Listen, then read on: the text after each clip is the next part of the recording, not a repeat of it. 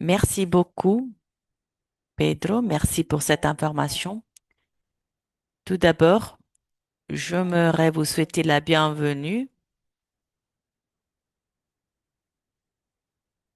La session a pour titre Famille au cœur, prévenir le recrutement des enfants et garantir un soutien aux parents dans les environnements humanitaires. Moi, je m'appelle Agnès.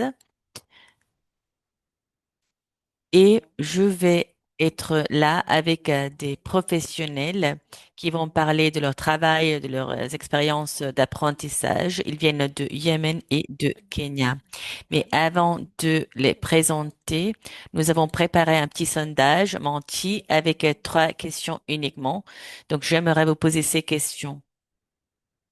Donc, je vous invite à prendre une petite minute pour scanner le code QR.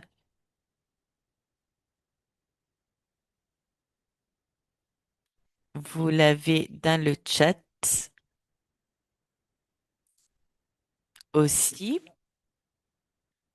Donc, s'il vous plaît, prenez votre temps très rapidement pour répondre aux questions que nous avons préparées.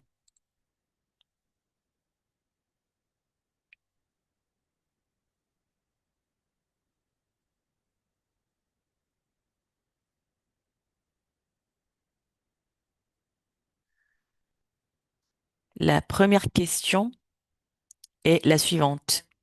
Quel type de avec quel type d'organisation vous travaillez? Quelle organisation est-ce que vous représentez aujourd'hui?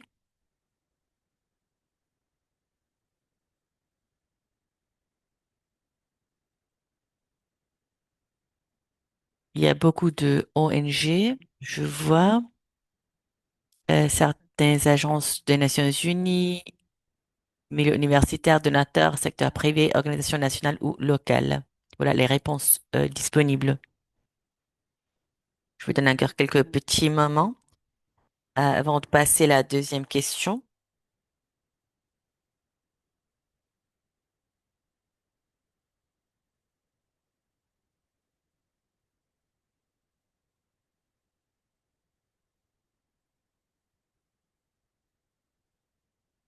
Merci beaucoup. Je vois qu'il y a encore des personnes qui sont en train de répondre, mais ça nous donne déjà une bonne idée, un aperçu de qui vous êtes.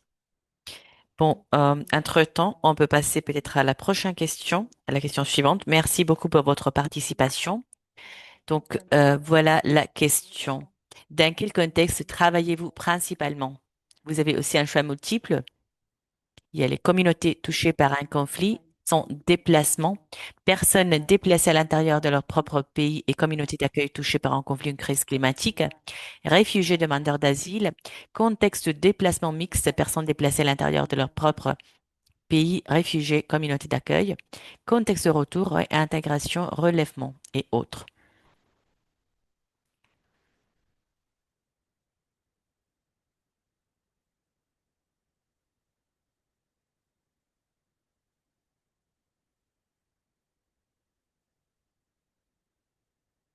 Voilà, je vois qu'il y a un bon équilibre en fait parmi les réponses. Donc les contextes de travail sont très différenciés.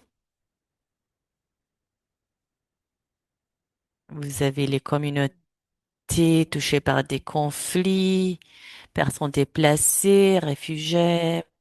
Donc voilà, il y a aussi des personnes qui travaillent dans le secteur des demandeurs d'asile et d'autres aussi. Merci beaucoup. Euh, les images nous donnent déjà un aperçu. Je passerai donc à la prochaine question. Merci d'avoir répondu. Voilà la question. Quels sont les obstacles à la promotion de programmes de parentalité positive et de renforcement familial? Donc voilà les réponses. Là, on rentre un peu plus dans le détail et on va aussi aborder un petit peu le sujet dont on va parler dans cette session. Donc les réponses sont financement, priorité des bailleurs de fonds, capacité des effectifs, appropriation par le gouvernement, données, confiance de la communauté, normes sociales.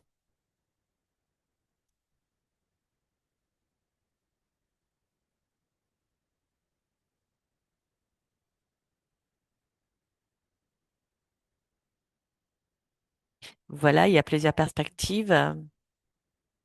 Et en effet, les financements sont le premier. Les structures communautaires, les priorités des bailleurs de fonds.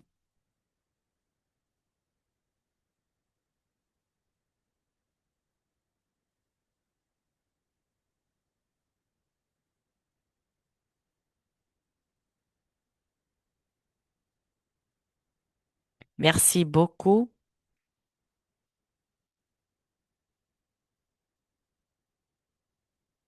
Donc, je vous invite à continuer à voter et après, on verra les résultats tous ensemble. Mais on peut déjà passer à la prochaine diapo parce que, en fait, la diapo est axée sur les financements. Vous avez, en fait, déjà remarqué que les financements sont un élément clé.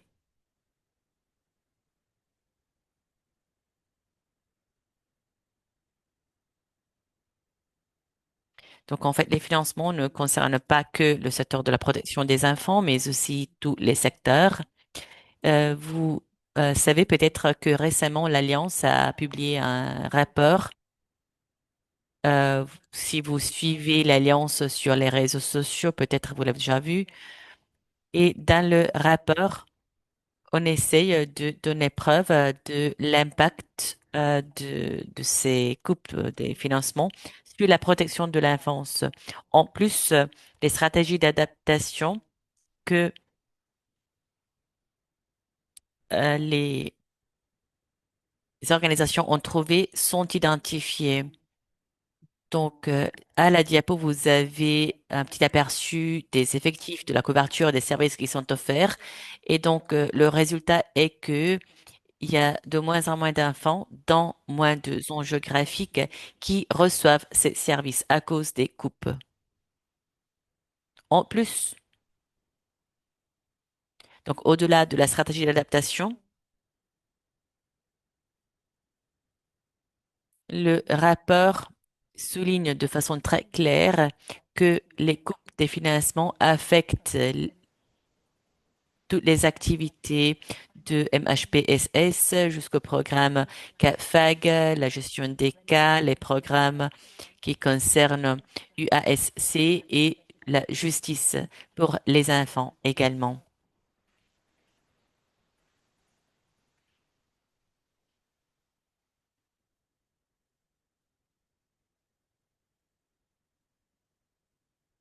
Ceci dit, j'aimerais passer à la prochaine diapo. Donc, je vais d'abord présenter les rapporteurs d'aujourd'hui. Les intervenants vont partager avec nous leur expérience en tant que professionnels. D'abord, je vais passer la parole à Akram Balam, qui représente euh, au Yémen the International Rescue Committee. Il est un professionnel de la protection de l'enfance et de la programmation de la protection, fort de plus de 10 ans d'expérience dans divers contextes humanitaires au Yémen. Et ensuite, je vais passer la parole à Kitsao Denis, responsable de la parentalité. Il représente Investing in Children and Their Society au Kenya. Il va parler de parentalité et transformation de la parentalité. Et je vais passer donc la parole à Akram pour plus d'informations par rapport à nos rapporteurs. Vous pouvez aussi consulter le chat. Donc, Akram, je te passe la parole.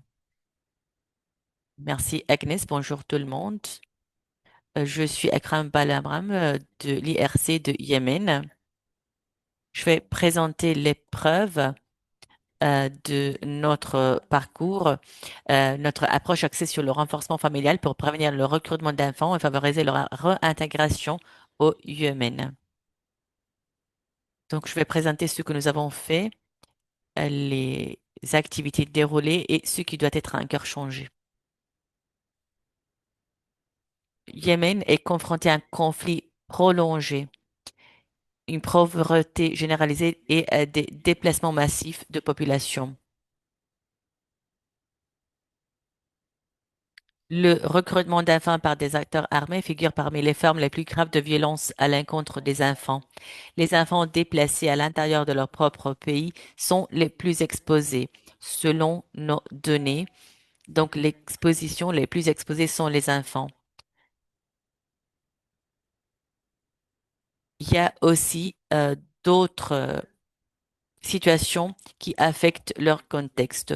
Le recrutement s'inscrit dans un continuum allant de la coercition à la volonté contrainte, motivée par la pauvreté, l'éclatement des familles et le manque d'opportunités.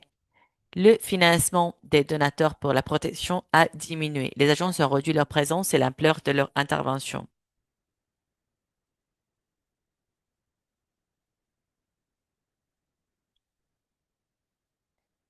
Donc, de nombreuses zones à haut risque restent non couvertes, mettant en évidence le fossé entre le besoin et les financements disponibles.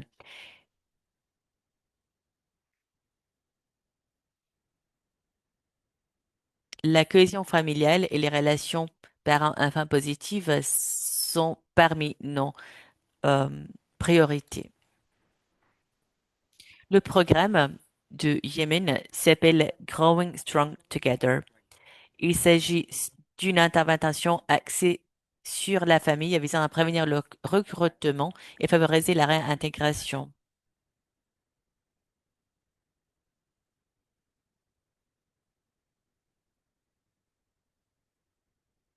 Le programme est adapté à la disponibilité des parents et aux contraintes contextuelles.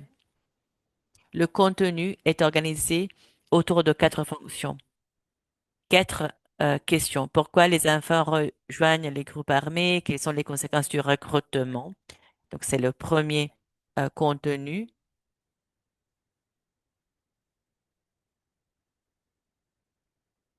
Deuxièmement, quelles sont les capacités des parents? Donc, le programme gère les parents en tant que personnes qui souffrent d'un stress important. Ils ne sont pas uniquement des gestionnaires du risque pour leurs enfants. Donc, ils sont exposés à des crises eux-mêmes. Après, les compétences de relation, la communication positive, la résolution de problèmes et la planification financière.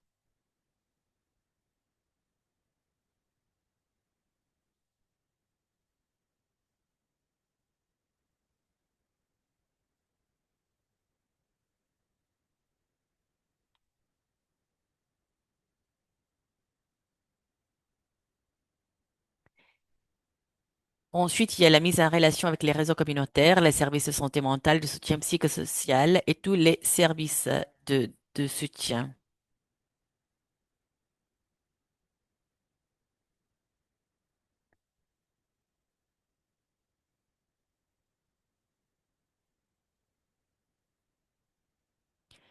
Nous avons développé notre étude sur un échantillon de 1093 parents touchés au cours du projet pilote. Le projet a eu une durée d'un an. Euh, il y avait 584 mères et 509 pères. Voilà les résultats les principaux que nous avons obtenus jusqu'à présent. Tout d'abord, nous avons identifié 84, 88% d'amélioration du bien-être psychosocial. Donc, le programme a pu atteindre les parents en situation de stress et cela a réduit le stress des parents. En plus, il y a eu 94% d'augmentation de la connaissance des risques liés au recrutement.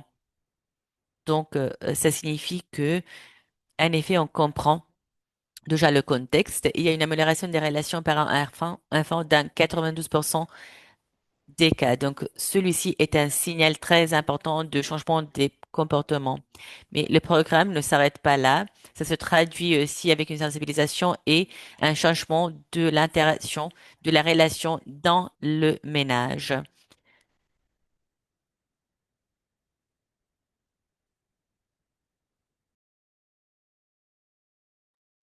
En plus, on a augmenté la sensibilisation. Donc, dans 37% des cas, les parents ont reporté l'augmentation de leur sensibilisation à l'intention de l'enfant de rejoindre ou de rejoindre à nouveau un groupe armé. Donc, le pourcentage est très élevé. Ça reflète la difficulté de garantir une communication et une dynamique de confiance dans la famille. Donc, les indicateurs devraient se développer davantage.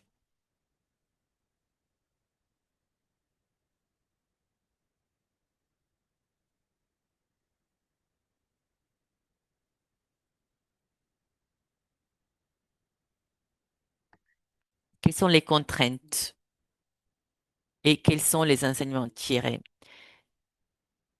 Tout d'abord, nous avons mesuré les défis. On a vu qu'il y a des absences d'outils adaptés pour mesurer les résultats liés au recrutement. Le programme est trop long, 20 sessions. Donc ça dure 3 mois, c'est trop long et ça cause parfois un découragement. Donc ça décourage la participation. Troisièmement, il y a la peur de représailles de la part des groupes armés.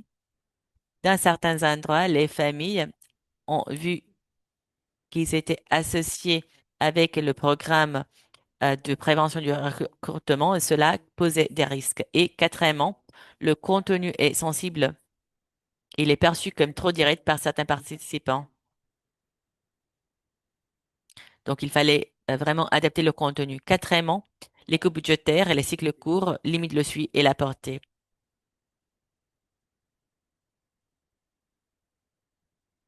Nous avons aussi identifié certaines leçons apprises dans la phase pilote. Tout d'abord, l'adaptation culturelle du contenu est essentielle.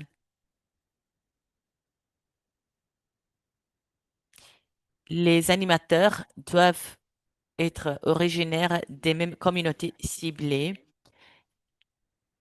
pour avoir la confiance des participants.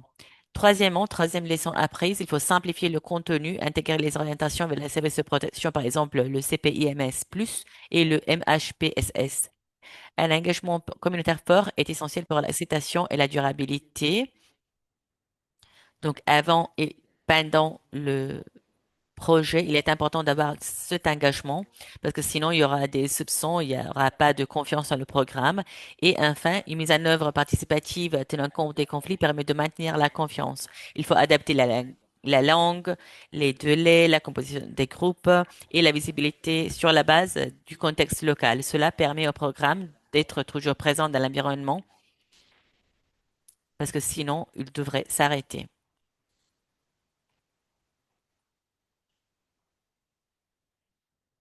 Nous avons aussi développé 4 recommandations pour maintenir la prévention axée sur la famille malgré les contraintes budgétaires. Tout d'abord, il faut développer des outils de mesure adaptés aux résultats liés au recrutement, adapter la durée des programmes au contexte et intégrer le renforcement familial dans la gestion des cas et les services de santé mentale de soutien psychosocial plutôt que le mener comme une activité verticale. En plus, il faut recruter des facilitateurs locaux pour avoir une formation participative et sensible aux conflits. Par rapport aux bailleurs de fonds et aux décideurs, un financement pluriannuel et flexible peut permettre un suivi au-delà des cycles de 12 mois et il faut donner la priorité au gouvernorat, aux risques actuellement non couverts plutôt que la répartition géographique. Merci. C'est tout. Voilà mes coordonnées à l'écran et nous avons aussi le temps de prendre des questions après. Merci beaucoup, c'était très intéressant. Une très belle leçon apprise à partir de ce projet pilote. Comme Akram l'a dit, il y aura une session de questions et réponses après la deuxième présentation de la part de Kitsao. Donc, on aura tout le temps de prendre vos questions. Vous pouvez utiliser le chat entre-temps pour prendre note de ces questions. Et avec ça, je passe la parole tout de suite à Kitsao. Tu peux commencer et on va prendre les questions à la fin. Merci beaucoup. Merci Akram. Je m'appelle Denis Kitsao.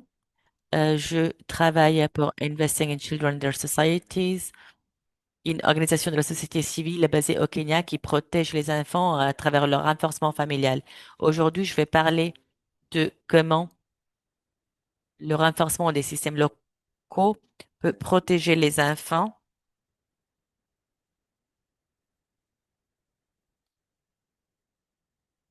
Notre contexte est le euh, champ réfugié au Kenya, le deuxième le plus grand dans la région, avec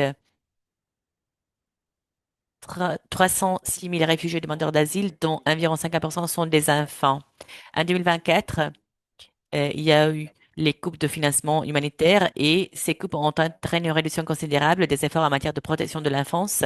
Et cela a également causé l'affaiblissement des systèmes de prévention de première ligne qui assurent la sécurité des enfants avant que la violence, l'exploitation ou les abus ne se produisent. Donc, il a fallu demander l'aide des organisations des sociétés civiles et des ONG. Hier, nous avons vu que lorsqu'il y a des coupes de financement, les programmes de prévention doivent être mis en œuvre.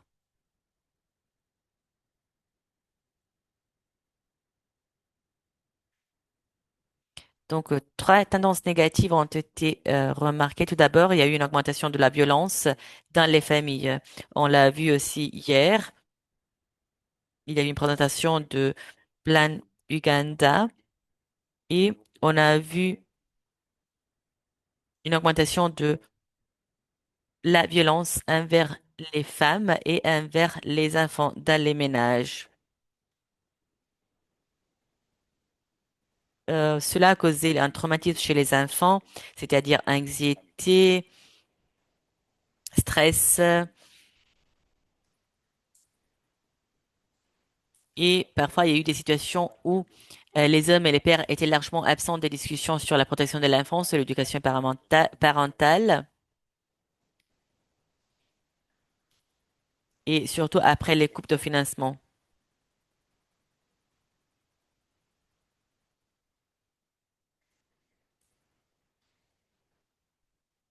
Avec le gouvernement de Kenya, nous avons introduit un programme qui existe dans les champs réfugiés du pays. C'est un programme de parentalité positive. Le gouvernement de Kenya utilise ce programme en tant que stratégie pour promouvoir le bien-être des enfants. L'objectif de ce programme, c'est de créer des familles euh, aimantes, sûres et épanouies où les enfants réalisent pleinement leur potentiel. Donc, pour ce faire, il y a six objectifs clés. Donc, améliorer la communication, par exemple, augmenter l'utilisation des pratiques de parentalité positive, augmenter l'engagement des hommes, des pères de famille, réduire la violence basée sur le genre et les pratiques inéquitables envers les genres et améliorer le bien-être en général. Il est important de remarquer que celui-ci n'était pas un nouveau modèle. Le gouvernement de Kenya et d'autres partenaires dans le pays sont déjà en train d'utiliser ce programme depuis 2023. Donc, nous avons tout simplement importé ce programme qui était déjà disponible dans le pays et on l'a mis en œuvre dans les champs. Et ce qui est ressorti est que les leaders du gouvernement, le pouvoir public ont participé. Donc, les fonctionnaires des départements pour l'enfance, pour le développement social de l'enfance, ils sont mieux engagés avec les communautés de réfugiés. Les fonctionnaires du gouvernement s'occupent de superviser, de surveiller la mise en œuvre des programmes de qualité. Donc, les fonctionnaires sont beaucoup plus engagés avec les communautés de réfugiés. En plus, nous avons aussi remarqué que ce programme engage aussi d'autres leaders.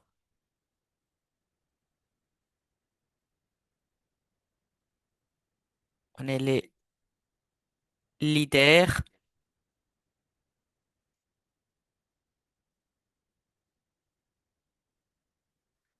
l'infrastructure disponible. Euh, voyez la présence de volontaires, de responsables communautaires et religieux qui ont été également engagés.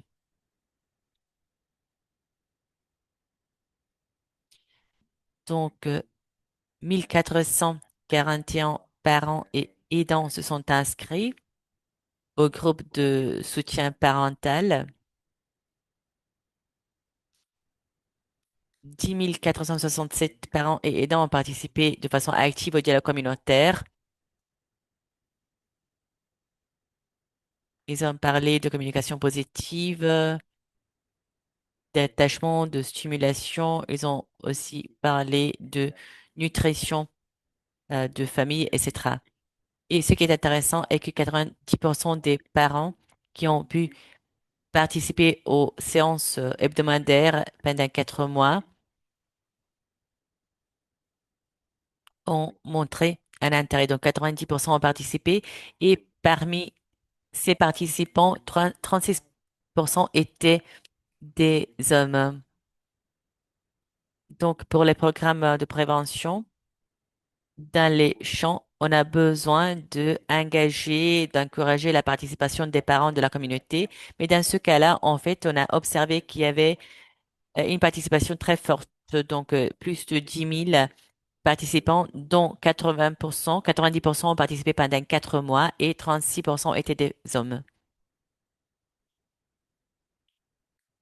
Donc, au-delà des chiffres, quelles sont les leçons apprises? Qu'est-ce que les parents ont dit à la fin de leur participation au programme? Il existe maintenant un dialogue dans leur ménage. Il y a une meilleure communication parent-enfant qui est plus respectueuse. On a aussi renforcé la coopération au sein du foyer, la planification financière, la communication au sein du couple. Il y a eu une réduction du recours au châtiment corporel grâce à des pratiques parentales positives. Et on a aussi amélioré la sécurité des enfants.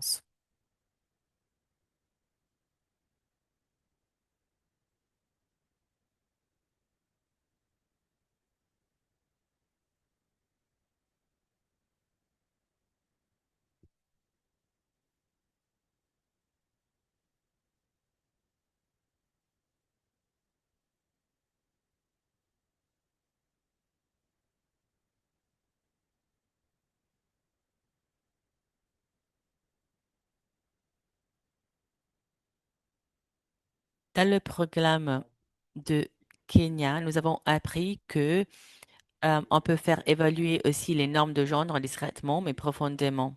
La protection de l'enfance repose sur des relations humaines de confiance et une présence communautaire durable. Les bénévoles ne sont pas une manœuvre bon marché.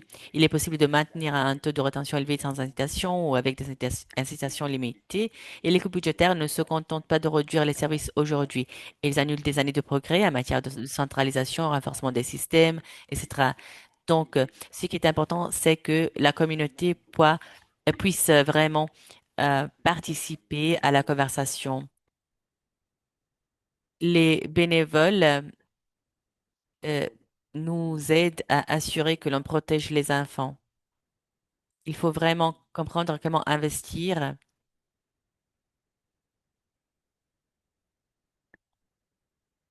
Les personnes qui travaillent en tant que bénévoles restent dans les communautés. Donc, il faut vraiment apprécier leur travail. Le programme a aussi l'opportunité de faire évaluer les normes de genre, comme je l'ai dit. On a vu que, par exemple, dans le programme, il y a eu une participation plus élevée de la part des parents, de la part surtout des pères qui n'étaient pas vraiment engagés.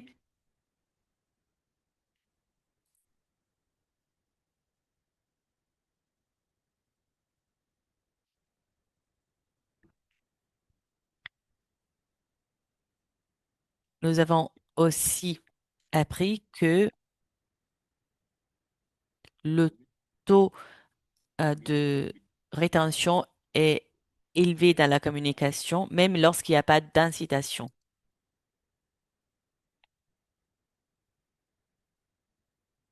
Bon, je termine en disant que les systèmes locaux peuvent protéger les enfants même lorsque les budgets sont insuffisants.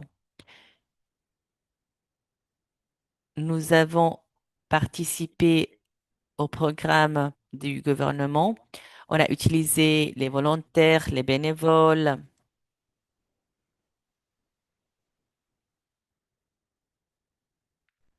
On a vu que pendant l'année, l'intervention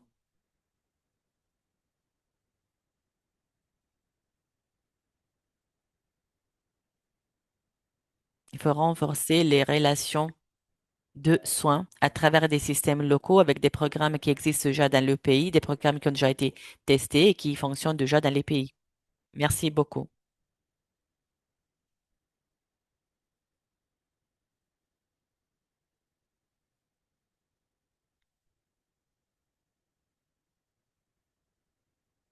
Merci beaucoup. Merci pour les activités. Donc, j'aimerais connaître votre avis par rapport à l'approche qui a été montrée. Merci beaucoup. Je te remercie pour cette question.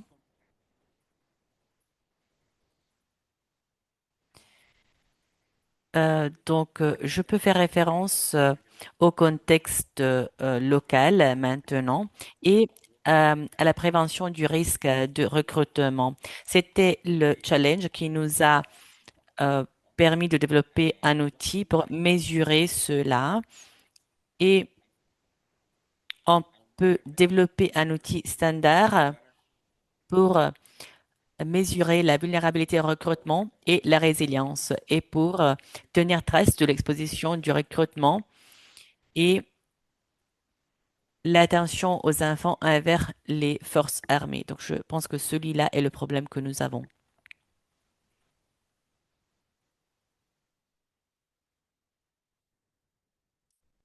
Est-ce que vous avez adapté ce cadre à votre résultat spécifique? C'est ça? Oui, exactement. Avec des ressources dédiées.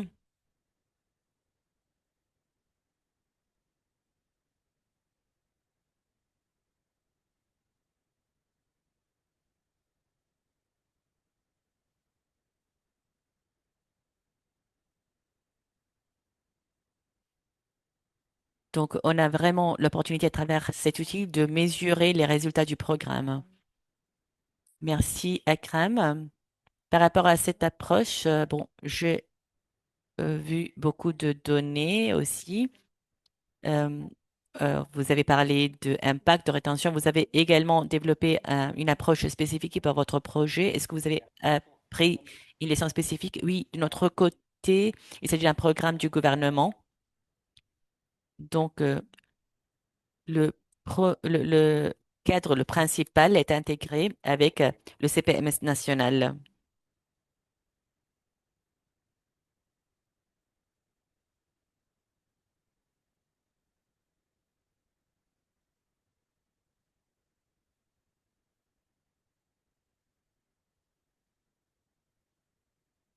Lorsque on intègre cela dans nos programmes, on peut co-créer certains indicateurs avec, par exemple, le ministère de Santé, du gouvernement, et donc on peut en bénéficier en termes de protection de l'enfance et résultats sur leur santé. Très bien, merci. C'est très intéressant de voir cette intégration aussi de l'approche la principale. Merci, Kitsao. Il y avait une autre question de la part de Raphaël, mais je ne sais pas si j'arrive à la traduire, Raphaël. Si tu veux intervenir et poser la question directement parce qu'il y aura une traduction simultanée. Merci.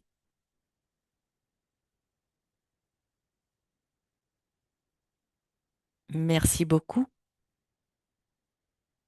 Bonjour à toutes et à tous.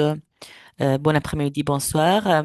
Selon l'endroit d'où vous êtes connecté, je suis vraiment ravie de participer à ce programme. Je m'appelle Kadiri Raphaël. Moi, je suis aussi un parent et donc il est important de comprendre quels sont les changements, même les changements dans les politiques d'immigration qui affectent les enfants et les familles qui s'échappent d'une crise humanitaire. Donc, j'apprécie vraiment le travail de l'organisation qui a créé une base de départ pour partager les évidences, les preuves et pour soutenir un système, une solution de protection de l'enfance plus résilient. J'aimerais aussi partager mon expérience en tant que parent.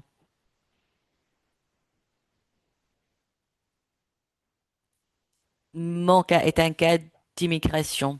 Je suis dans un centre de déportation.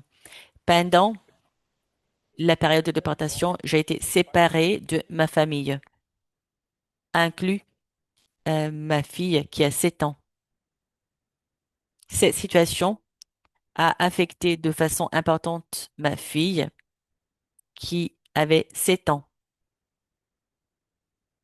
Elle a eu une situation de stress, de bouleversement de la routine quotidienne, incertitude, difficulté de développement causée par la séparation prolongée d'un parent. Pendant la période, j'ai observé des effets spécifiques, par exemple l'anxiété, la peur, le stress émotionnel, le changement de comportement, difficultés à l'école, problèmes de sommeil, des troubles du sommeil, régression développementale et d'autres défis.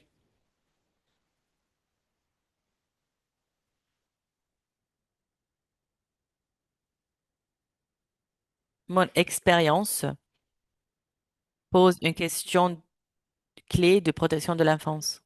Raphaël, désolé de t'interrompre.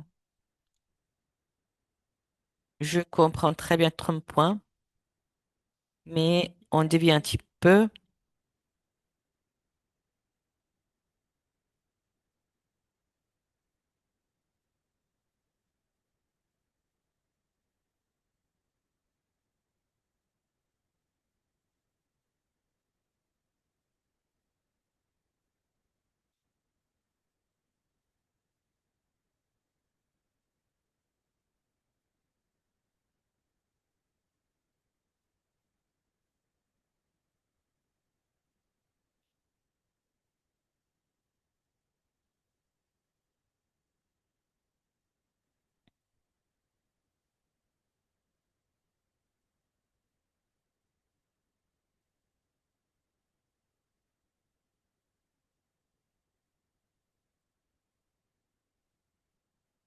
Donc la discussion pourra continuer cet après-midi. J'ai vu qu'il y avait une question.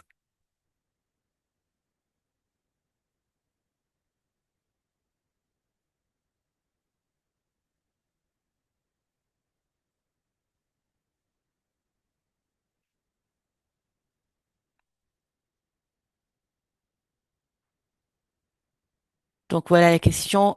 Prévenir le recrutement des enfants par les groupes armés et les forces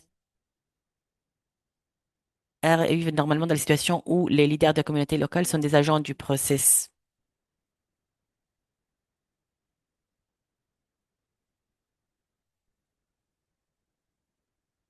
Merci beaucoup. Euh, la mitigation du risque est liée au programme de prévention. Nous ne l'avons pas mentionné, nous n'avons pas positionné les sessions GST. Ce serait stigmatisé par la communauté et à travers les facilitateurs. Ce recrutement arrive dans la même communauté. Donc, c'est la communauté qui fait le recrutement. Ils doivent comprendre quelle est l'intention du programme et quelle est la sensibilisation requise. En plus, il y a des leaders locaux, les communautés, les comités de communauté. Dans la plupart des cas, ils travaillent avec nous pendant longtemps, pendant plusieurs années. Donc, ils ont une très bonne connaissance des principes de protection de l'enfance et ils garantissent des sessions de sensibilisation pour la communauté. Donc, ils sont conscients du type de violation.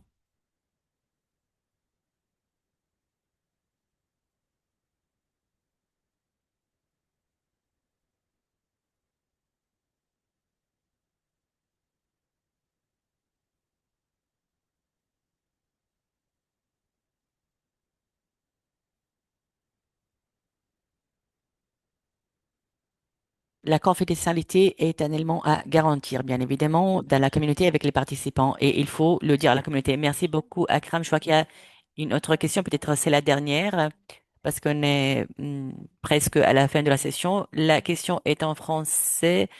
Je vais la traduire, après je vais la lire.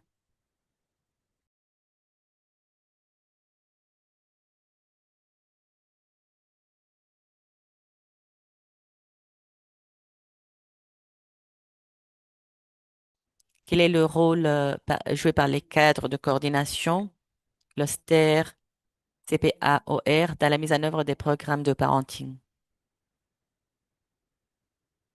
Je pense que la question est adressée aux deux. Quelle est votre expérience dans ce domaine, dans le cadre de conversation, dans le cadre de la collaboration, alors qui désire prendre la parole?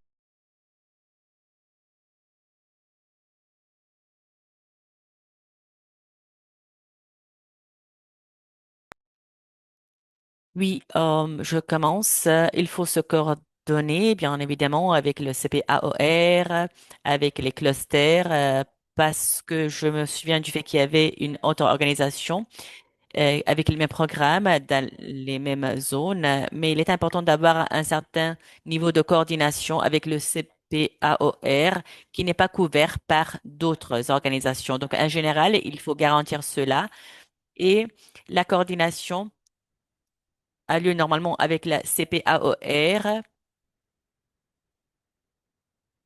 et on leur dit normalement que les informations peuvent être affectées par les programmes des communautés locales et des autorités locales. Parfois, les autorités locales refusent, essayent, disons, de cacher les données par rapport au nombre d'enfants qui ont été recrutés dans leur rapport. Et donc, ils refusent de dire qu'il y a un processus de recrutement. Ils disent qu'il n'y a pas de recrutement des enfants au Yémen. Donc, c'est le défi le plus important que nous devons relever. Donc, il est important de travailler en coordination étroite avec le CPOR parce qu'ils sont vraiment le lien. Ils servent de médiateurs entre l'organisation et les autres parties prenantes des programmes. Kitsa, je te passe la parole. Merci beaucoup, Akram.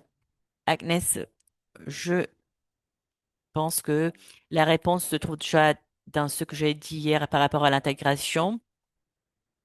Hier, on s'est dit que la protection de l'enfance n'est pas un secteur, c'est un processus qui concerne tous les systèmes. Donc, au fur et à mesure que l'on améliore l'intégration, au fur et à mesure que l'on augmente la collaboration parmi les secteurs, toutes ces questions seront résolues automatiquement. Merci beaucoup.